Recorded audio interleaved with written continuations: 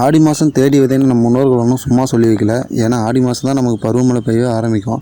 நிறைய நீர்ப்பாசனம் வச்சுருக்கவங்க முப்போகமாக விளைய வைப்பாங்க. ஆனால் தண்ணி இல்லாதவங்க, மேட்டுக்காடு வச்சுருக்கவங்க எல்லாம் இந்த பருவமழையை நம்பி தான் விவசாயமே பண்ணுவாங்க.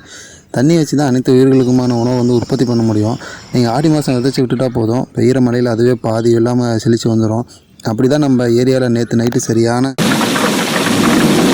கனமழைக்கு அப்புறமும் தொடர் மழைக்கு அப்புறமும் இந்த ஆடு மாடு கோழி வளர்த்துறவங்களுக்கு தான் தெரியும் அது எவ்வளோ பெரிய கஷ்டமான வேலைன்னு.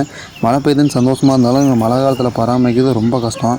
என்ன தான் மாட்டு கொட்டாக இருந்தாலும் ஃபுல் டே நம்ம அதிலேயே மாடுகளை கட்டி வச்சிருக்க முடியாது. ஏன்னா சேறு சகதின்னு ஆச்சுன்னா நைட்டு கட்டுறதுக்கு இடம் இருக்காது. பொதுவாக மழை பெய்யுதுன்னு சொன்னாவே செல்வம் செழிக்குதுன்னு தான் அர்த்தம். நம்மளை சுற்றி இருக்கிற நீர்நிலைகள் எல்லாமே உயர்ந்துடும். அதனால் வெள்ளாமல் செழிக்கும். ஆடு மாடுகளும் மேய்ச்சல் நிலத்திலேயே போதுமான தீனி கிடச்சிரும். பருவமழை எப்போ பெய்யுன்னு கேட்டிங்கன்னா ஆகஸ்ட் மாதத்துலேருந்து டிசம்பர் மாதம் வரைக்கும் தான் பெய்யும். அது பருவமழையாகவும் இருக்கலாம், இல்லை சம்டைம்ஸ் புயல் மழையாகவும் இருக்கலாம். எது எப்படியோ நமக்கு மழை வந்தால் சரி. ஐயோ மழை வந்துச்சுன்னு சொல்கிறதுக்கு நாங்கள் ஒன்றும் சிட்டி சைடில் இல்லை. அப்போ அடுத்த எல்லாம் பண்ணுறதுக்கு மழை வந்திருக்குன்னு சொல்ல நாங்கள் கிராமத்தில் வசிக்கிறோம். உங்கள் ஏரியாவில் பருவமழை கரெக்டாக பெய்யுதான்னு மறக்காமல் கமெண்ட்டில் சொல்லிட்டு போங்க.